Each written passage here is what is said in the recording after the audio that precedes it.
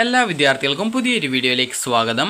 ഈ വർഷത്തെ +2 higher secondary, vocational higher secondary say പരീക്ഷ എഴുതുന്ന വിദ്യാർത്ഥികൾക്കും ഇംപ്രൂവ്മെൻറ്റ് പരീക്ഷ എഴുതുന്ന വിദ്യാർത്ഥികൾക്കും ഡിഗ്രി പ്രവേശനത്തിനായിട്ട് അപേക്ഷ സമർപ്പിക്കാൻ പറ്റത്തില്ലേ എന്നുള്ളത് വിദ്യാർത്ഥികൾ ചോദിക്കുന്ന പ്രധാനപ്പെട്ട സംശയമാണ്.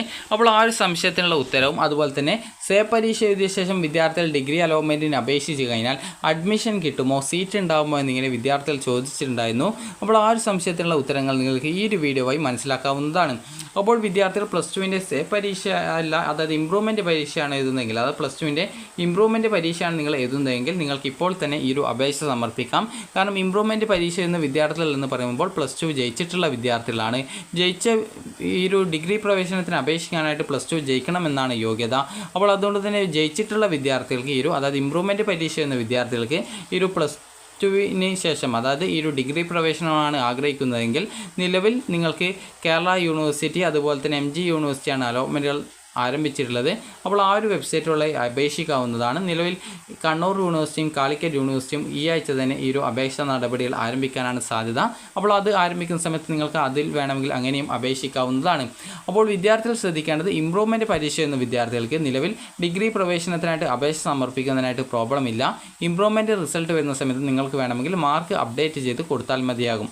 അതുപോലെ തന്നെ +2ൻ്റെ സേ പരീക്ഷ എഴുതുന്ന വിദ്യാർത്ഥികൾ ആണെങ്കിൽ വിദ്യാർത്ഥികൾ +2ൻ്റെ സേ പരീക്ഷ എഴുതി അതിൻ്റെ റിസൾട്ട് വരിക ഏകദേശം ഒരു ജൂലൈ പകുതിയോടെയായിരിക്കും വരിക.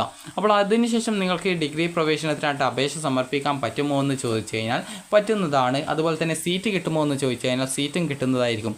അപ്പോൾ എങ്ങനെയാണ് ഈ ഒരു +2 സേ പരീക്ഷ എഴുതി നിങ്ങൾക്ക് അപേക്ഷ സമർപ്പിക്കാൻ പറ്റുക എന്ന് ചോദിച്ചു കഴിഞ്ഞാൽ വിദ്യാർത്ഥികൾക്ക് നിലവിൽ ഈ ഒരു +2ൻ്റെ സേ പരീക്ഷ റിസൾട്ട് വരുന്ന സമയത്തേക്ക് എല്ലാവിധ യൂണിവേഴ്സിറ്റികളും അലോട്ട്മെൻറ്റ് നടപടികൾ ആരംഭിച്ചിട്ട് ഏകദേശം അലോട്ട്മെൻറ്റ് പ്രോസസ്സുകൾ തുടങ്ങിയിട്ടുണ്ടാകും. അപ്പോൾ ഏകദേശം ഫസ്റ്റ് അലോട്ട്മെൻറ്റ്, സെക്കൻഡ് അലോട്ട്മെൻറ്റ് എന്നിങ്ങനെയുള്ള അലോട്ട്മെൻറ്റുകൾ പ്രസിദ്ധീകരിക്കും. അതിനുശേഷം അതിൻ്റെ അഡ്മിഷൻ കാര്യങ്ങളൊക്കെ നടക്കും. അതുപോലെ തന്നെ തേർഡ് അലോട്ട്മെൻറ്റ് വരും. അതിനുശേഷം അതിൻ്റെ അഡ്മിഷൻ ഒക്കെ ആരംഭിക്കും. അപ്പോൾ ഇങ്ങനെ തേർഡ് അലോട്ട്മെൻറ്റുകൾക്ക് ശേഷം അപ്പോഴേക്കുമായിരിക്കും നിങ്ങളുടെ ഈ ഒരു +2ൻ്റെ സേ ഓർ ഇംപ്രൂവ്മെൻറ്റ് പരീക്ഷ റിസൾട്ട് വരിക. അപ്പോൾ സേ പരീക്ഷ ചെയ്ത വിദ്യാർത്ഥികൾക്ക് ഈ ഒരു ഡിഗ്രി കോഴ്സുകളുടെ തേർഡ് അലോട്ട്മെൻറ്റിന് ശേഷം വരുന്ന, അതായത് ബാക്കിയുള്ള സീറ്റുകളിലേക്കുള്ള സപ്ലിമെൻ്ററി ഘട്ട അലോട്ട്മെൻറ്റ് എന്നുള്ള രീതിയാണ് ചില യൂണിവേഴ്സിറ്റി നടത്തുക. അതുപോലെ ചില യൂണിവേഴ്സിറ്റി ലേറ്റ് രജിസ്ട്രേഷൻ എന്നുള്ള രീതിയിലാണ് അലോട്ട്മെൻറ്റ് രജിസ്ട്രേഷൻ നടത്തുക. അതുപോലെ തന്നെ ചില യൂണിവേഴ്സിറ്റികൾ കണ്ടിന്യൂസ് ആയിട്ട് ഫോർത്ത് അലോട്ട്മെൻറ്റ് എന്നുള്ള രീതിയിലാണ് അലോട്ട്മെൻറ്റ് നടത്തുക. അപ്പോൾ ഇങ്ങനെ വിവിധ യൂണിവേഴ്സിറ്റികൾ അലോട്ട്മെൻറ്റ് നടത്തുന്ന സമയത്ത് നിങ്ങൾക്ക് കൃത്യമായിട്ട് അതിൻ്റെ സേ പരീക്ഷ ജയിച്ച ശേഷം രജിസ്ട്രേഷൻ ചെയ്യാൻ സാധിക്കുന്നതായിരിക്കും.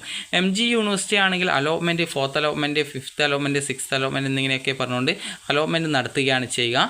എന്നാൽ കാലിക്കറ്റ് യൂണിവേഴ്സിറ്റി ആണെങ്കിൽ ലേറ്റ് രജിസ്ട്രേഷൻ എന്നുള്ള രീതിയിലാണ് നടത്തുക.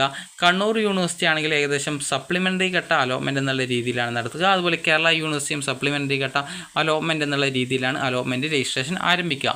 അപ്പോൾ ആ ഒരു സമയത്ത് നിങ്ങൾക്ക് +2 സേ പരീക്ഷ എഴുതിയ വിദ്യാർത്ഥികൾക്കും അപേക്ഷ സമർപ്പിക്കാൻ സാധിക്കുന്നതാണ്. സേ പരീക്ഷ എഴുതി ജയിക്കണം എന്ന് മാത്രമേ ഉള്ളൂ. അപ്പോൾ ജയിച്ചിട്ടുണ്ടെങ്കിൽ നിങ്ങൾക്ക് അപേക്ഷ സമർപ്പിക്കാവുന്നതാണ്. അതുപോലെ തന്നെ +2 സേ പരീക്ഷ എഴുതി ജയിക്കില്ല എന്ന് തോന്നുന്ന വിദ്യാർത്ഥികൾ നിലവിൽ പോളിടെക്നിക് കോളേജിലേക്കും അതിൻ്റെ അഡ്മിഷൻ ജൂൺ 10 തീയതി വരെയാണ് ഈ ഒരു 10ാം ക്ലാസ് യോഗ്യതയുള്ള പോളിടെക്നിക് കോഴ്സുകളിലേക്കുള്ള അപേക്ഷ ക്ഷണിച്ചിട്ടുള്ളത്. അതിന് അപേക്ഷിക്കുക. അതുപോലെ ITI അഡ്മിഷന് വേണ്ടിയുള്ള അപേക്ഷ ഉടൻ ആരംഭിക്കും. അതിനുകൂടി അപേക്ഷിക്കുക.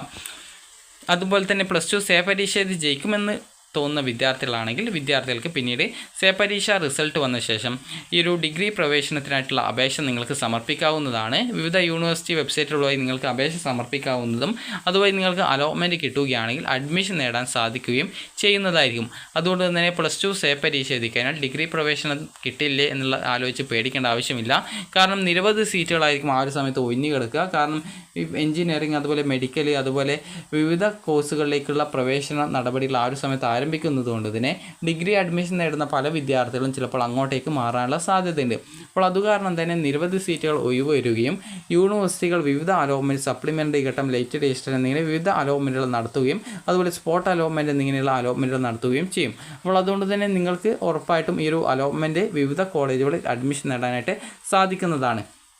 എന്നാൽ നിങ്ങൾ ശ്രദ്ധിക്കേണ്ടത്, വിവിധ കോളേജുകളുണ്ട്. അതായത് ഗവൺമെൻറ് കോളേജുണ്ട്, അതുപോലെ തന്നെ ഒരു ഗവൺമെൻറ് കോളേജുണ്ട്, അതുപോലെ തന്നെ സെൽഫ് ഫിനാൻസ് കോളേജുകളുണ്ട്, അതുപോലെ തന്നെ എയ്ഡഡ് കോളേജുകളുണ്ട്. അപ്പോൾ ഇവിടുത്തെ ഫീസും കാര്യങ്ങളൊക്കെ വ്യത്യസ്തമാണ്. അപ്പോൾ നിങ്ങൾക്ക് ഏതൊക്കെ കോളേജിലാണ് അഡ്മിഷൻ നേടാൻ ഉദ്ദേശിക്കുന്നത് ആ ഒരു കോളേജുകളുടെ ഫീസും കാര്യങ്ങളൊക്കെ അതത് യൂണിവേഴ്സിറ്റി വെബ്സൈറ്റുകൾ നോക്കിയിട്ട് പരിശോധിക്കുക.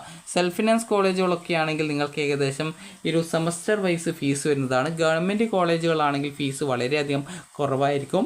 അതുപോലെ എയ്ഡഡ് കോളേജുകളാണെങ്കിലും ഈ രീതിയിൽ നിങ്ങൾക്ക് ഫീസ് കുറവായിരിക്കും. അപ്പോൾ അതുകൊണ്ട് തന്നെ നിങ്ങൾ ശ്രദ്ധിക്കേണ്ടത് ഓപ്ഷൻ നൽകുന്ന സമയത്തൊക്കെ ആ ഒരു സമയത്ത് നിങ്ങൾ അത് സെൽഫ് ഫിനാൻസ് കോഴ്സാണോ അല്ലെങ്കിൽ ഗവൺമെൻറ് കോളേജാണോ അല്ലെങ്കിൽ എയ്ഡഡ് കോഴ്സാണോ നിങ്ങൾ ഇങ്ങനെയുള്ള കാര്യങ്ങളൊക്കെ കൃത്യമായിട്ട് പരിശോധിക്കുക.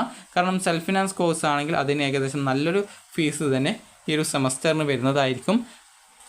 എയ്ഡഡ് കോഴ്സുകളാണെങ്കിൽ അതിന് ഫീസ് താരതമ്യേന കുറവായിരിക്കും. അതുപോലെ ഗവൺമെൻറ് കോളേജുകളാണെങ്കിൽ ഫീസ് വളരെയധികം കുറവുമായിരിക്കും. അപ്പോൾ ഈ ഒരു കാര്യങ്ങളൊക്കെ നിങ്ങൾ +2 സേ പരീക്ഷയ്ക്ക് ശേഷം നിങ്ങൾ ഈ ഒരു അപേക്ഷിക്കുന്ന സമയത്ത് ശ്രദ്ധിക്കുക. അതുപോലെ നിലവിൽ ഇപ്പോൾ +2വിൻ്റെ സേ പരീക്ഷ എഴുതിയ വിദ്യാർത്ഥികൾക്ക് അപേക്ഷിക്കാൻ പറ്റുമോ എന്ന് ചോദിച്ചാൽ ഇപ്പോൾ +2 ജയിക്കാത്തത് കാരണം നിങ്ങൾക്ക് അപേക്ഷിക്കാൻ പറ്റില്ല. സേ പരീക്ഷയ്ക്ക് ശേഷം +2 ജയിച്ചു കഴിഞ്ഞാൽ നിങ്ങൾക്ക് അപേക്ഷിക്കാവുന്നതാണ്. അപ്പോൾ വിദ്യാർത്ഥികൾക്ക് ഈ ഒരു വീഡിയോ ഉപകാരപ്രദമായിട്ടുണ്ടെന്ന് കരുതുന്നു. ഉപകാരപ്രദമായിട്ടുണ്ടെങ്കിൽ ലൈക്ക് ചെയ്യുക, ഷെയർ ചെയ്യുക. Thank you for watching.